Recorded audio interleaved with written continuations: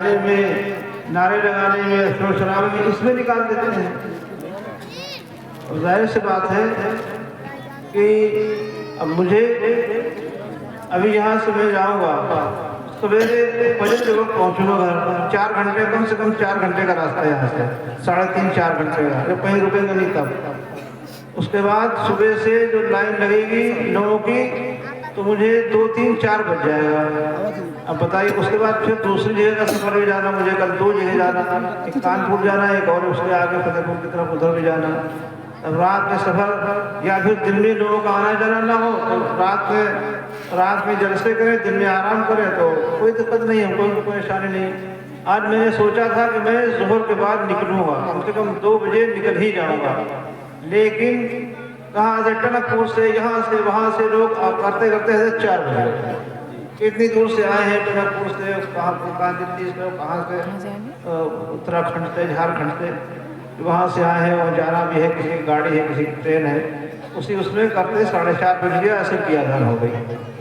نکلے ہیں راستے میں کہیں رکے نہیں, سیدھے گھر سے چلے ہیں. آپ کے آگے میں گاڑی رکی ہے تو کم سے کم اس چیز کا جلسوں میں لحاظ رکھنا چاہیے کہ جو لوگ ہیں ان کو کوئی پریشانی نہ ہو, کوئی دقت نہ ہو. آپ کا بھی جلسہ ہو جائے. اور جلسے کا مقصد کیا ہے؟ اگر خالی روکنا مقصد ہے تو آپ بلا لیجیے 4 گھنٹے 5 گھنٹے کے لیے بیٹھ جائیں گے.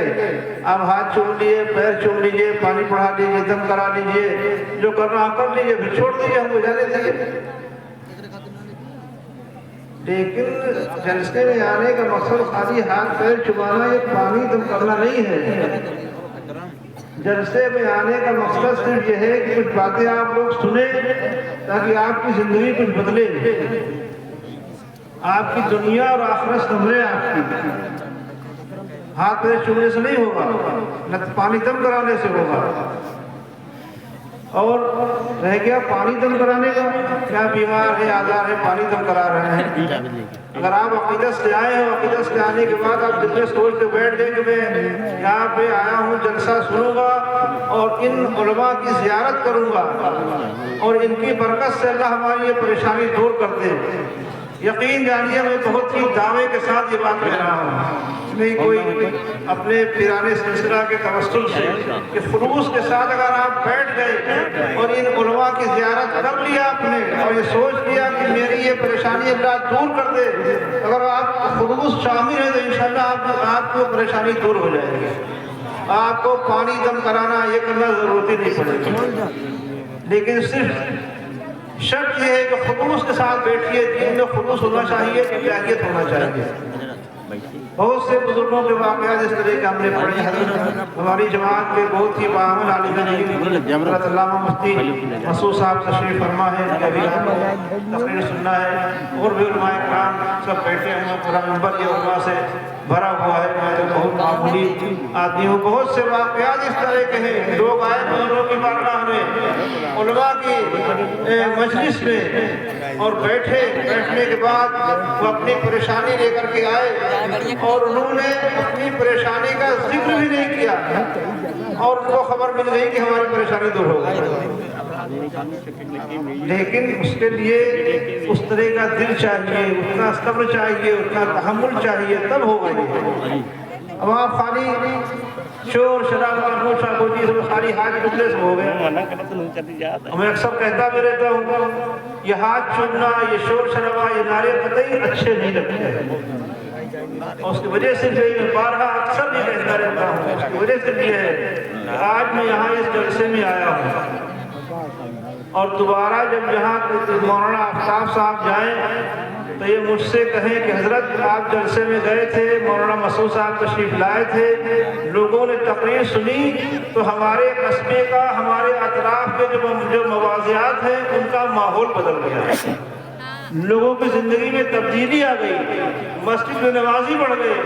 جو لوگ شراب پیتے تھے انہوں نے شراب سے توبہ کر لی, جوا کھیلتے تھے لوگوں نے جوا چھوڑ دیا, ماں باپ کو پریشان کرتے تھے ماں باپ کا احترام کرنے لگے. تو اتنا دل خوش ہوگا وہیں پروگرام میں بزرگوں کے آستانے کے سامنے بیٹھ کر کے دل سے دعا نکلے گی مسلمانوں، یہاں میرے سامنے آپ بیٹھے ہیں، ان دعاؤں کا جو اثر نہیں ہوگا اس کو اتنی دور بیٹھ کر کے جو اثر ہوگا اس کو آپ کو پتہ بھی نہیں چلے گا، اور اللہ آپ کی پریشانیوں کو دور کر دے گا، آپ کے گھروں کو اپنی رحمتوں سے بھر دے گا۔ لیکن شرط یہ ہے کہ جلسے میں جو بتایا جائے اس کو پوری طرح سے عمل کریں، اپنی زندگیوں کو بدلیں، اپنے ماحول کو تبدیل کریں۔ آج ہمارے جلسے اور ہماری محفلیں صرف شور شرابہ، نعرے بازی، ہو ہلا اور سارا وقت ہم اسی میں گزار دیتے ہیں۔ بہت افسوس ہوتا ہے دیکھ کر کے حضرت، بہت افسوس ہوتا ہے، کتنا پیسہ خرچ کرتے ہیں اور سارا وقت جو ہے وہ خالی انتظام میں، ان کو لانا ان کو لانا، کھانا کھاؤ، پانی پیو، کھانا کھاؤ، جس مقصد کے لیے آئے پھر وہ مقصد پورا کرنا ہے نا۔ آج اپنا مقصد ہم بھول گئے، جلسہ کرا رہے ہیں لیکن جلسے کا مقصد بھول گئے کہ ہم نے جلسہ کرایا کس لیے ہے۔ کاش کہ اپنے مقصد کو آپ نے یاد رکھا ہوتا۔ جو قوم اپنے مقصد سے چلتی ہے وہ کامیابی کی طرف جاتی ہے، جو قوم اپنے مقصد بھول جاتی ہے۔ ہمارے اسلاف اپنے ایک مقصد کو لے کر کے چلے تھے، اللہ نے ان کو کامیابی دی، آج بھی ان کے نام سنہری حرفوں سے لکھے ہوئے ہیں۔ اس کی وجہ کیا تھی؟ وہ جو مقصد لے کے چلے تھے اسی میں بالکل اٹل تھے، اسی میں بالکل مستحکم تھے وہ لوگ۔ ہم لوگ اپنا مقصد ہی بھول گئے۔ جلسہ کرایا، یہ پوچھتے جلسہ کس لیے کرایا تو بتا ہی نہیں پائیں جلسہ کس لیے ہوگا۔ ہاں حضرت بولنے آئے تھے، ملاقات کرنے آئے تھے، ہاتھ چومنے آئے تھے، پیر چومنے آئے تھے، پانی پڑھانے آئے تھے، بس یہ مقصد۔ جلسے میں بیٹھیے، جو باتیں بتائی جا رہی ہیں ان باتوں کو غور سے سنیے اور سننے کے بعد اس پہ عمل کریے، تب جا کر کے ہمارے جلسے کا مقصد پورا ہوگا۔ اور اگر یہ نہیں ہے تو پھر ہمارا بھی یہاں پہ آنا بیکار، اور جتنے آپ لوگ بیٹھے ہیں آپ کا بھی آنا یہاں پہ بے مقصد ہے مسلمان۔ تو جلسہ کرانے والوں سے اور جلسہ سننے والوں سے دونوں سے میری گزارش یہ ہے کہ جلسے کو جلسہ ہی بنا کر کے رکھیے، جلسے کو ایک اور خرابہ اس طرح مجلس کو بنائیے اور اپنی زندگیوں کو، اپنے ماحول کو بدلیے۔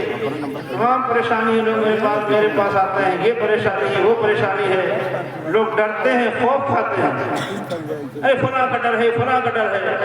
ادھر ایک صاحب آئے بڑا کستے، فلاں کا ڈر، ان کا ڈر، ان کا ڈر، غصہ آ گیا سنتے سنتے۔ میں نے کہا سن، صرف اللہ کا خوف دل میں پیدا کر دیا سب کا خوف نکل جائے گا۔ اللہ کا خوف دل میں پیدا کر لے سب کا خوف نکل جائے گا، پوری دنیا کا خوف نکل جائے گا۔ اور اس کی وجہ کیا ہے؟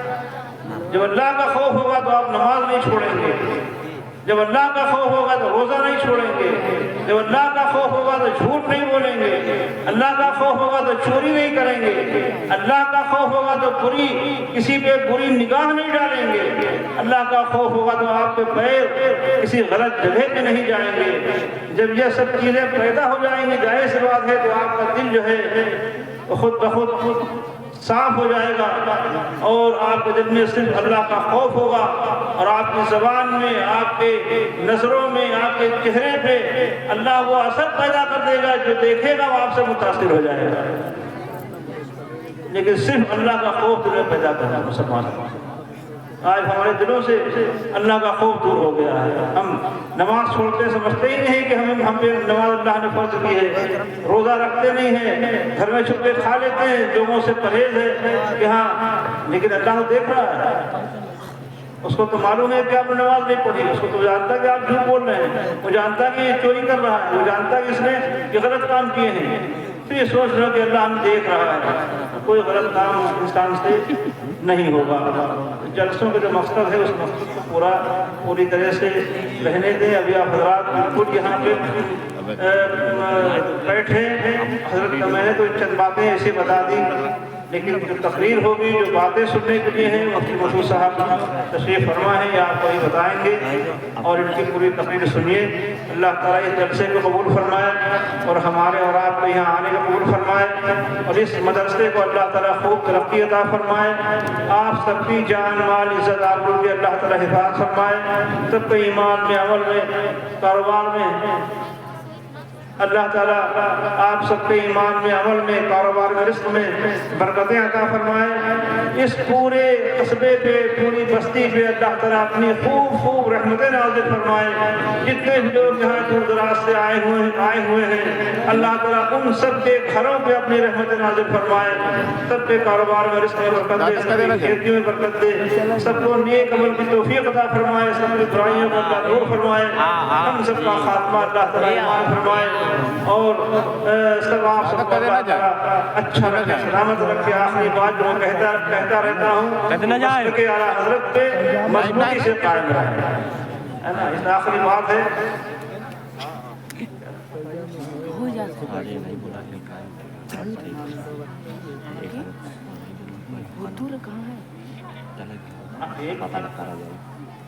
کیا نام آپ کا ہے؟ مولانا نور السلام صاحب ہیں، یہاں کے مدرس ہیں، ادھر آ جائیے۔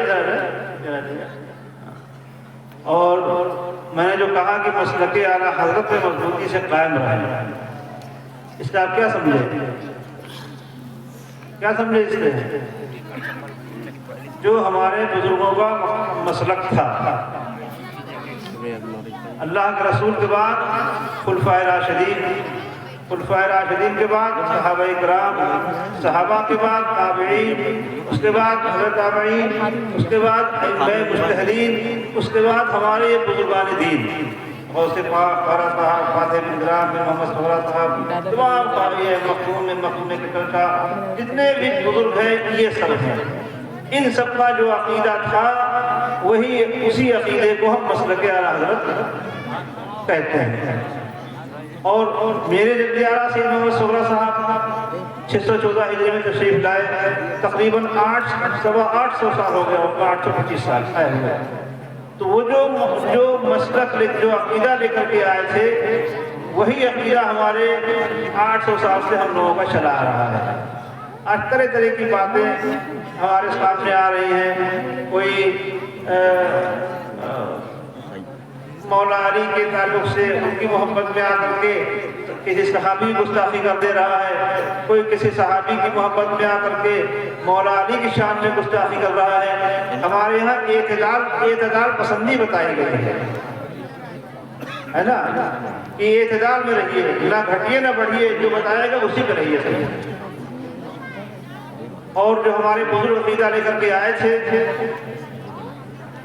کہ اللہ کے رسول سید عالم صلی اللہ علیہ وسلم کے بعد اگر کوئی ہے تو وہ شخصیت ہے جس کے بارے میں ہم خطبے میں پڑھتے ہیں کہ افضل البشر بعد الانبیاء بالتحقیق سیدنا ابو بکر صدیق رضی اللہ تعالی عنہ۔ اللہ کے رسول کے بعد سب سے افضل کوئی ہے تو سیدنا صدیق اکبر رضی اللہ تعالی عنہ میں ذات مبارکہ ہے۔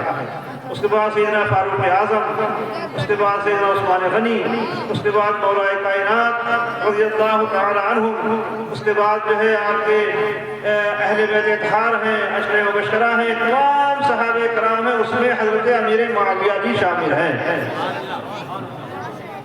ان سب صحابہ کی تعظیم کرنا، ان سے محبت کرنا اور کسی بھی صحابی کی شان میں ذرہ برابر گستاخی کرنا اپنے ایمان کو خراب کرنا ہے۔ ہمارے بزرگوں نے تمام صحابہ کا احترام کیا، اس میں نام اس لیے دے دیا حضرت امیر معاویہ کا کہ آج کل لوگ طرح کی باتیں کرتے ہیں، موبائل پڑھتے ہیں، اس میں بہت سی باتیں گڑھی ہوئی ہیں، بہت سی باتیں ادھر ادھر کاٹ پیٹ کے لگائی گئی ہیں، جس سے ہمارے نوجوانوں کا عقیدہ خراب ہوتا ہے۔ جو ہمارا عقیدہ تھا بزرگوں کا، وہی میرا عقیدہ ہے کہ تمام صحابہ کی تعظیم اور تکریم، اس میں حضرت امیر معاویہ بھی ہیں، ہمارے اوپر لازم اور ضروری ہے۔ کسی کی شان میں کوئی گستاخی کسی طرح کی نہ کریں، کوئی کچھ بھی دکھائیں۔ اگر آپ کوئی کچھ کہتا ہے تو آپ کے علماء کرام موجود ہیں، ان کے پاس آئیں، ان سے آ کر کے پوچھیں کہ صحیح کیا ہے، غلط کیا ہے، جو یہ بتائیں اسی پہ آپ عمل کریں۔ اور ان سب باتوں سے بہت دور رہیں، بہت دور رہیں۔ جو ہمارے بزرگوں کا طریقہ تھا، جس طرح سے ہمارے اسلاف کرنے چلے آئے، اسی پہ رہیں، اسی پہ ہمارے اور آپ کے لیے بھلائی ہے، اور اسی میں خیر ہے، اور اسی میں چل کے ہمارے اور آپ کی دنیا اور آخرت انشاءاللہ بنے گی۔ اللہ تعالیٰ آپ سب کو اچھا رکھے اور اس مدرسے کو خوب ترقی دے۔ یہ بچے جو فارغ ہو رہے ہیں، اللہ تعالیٰ ان کو دین کا سچا خادم بنائے۔ ہمارے مفتی مسعود صاحب حضرت تشریف فرما ہے، ان کی تقریر ہوگی اور ہوگی بعد میں ہوگی نا۔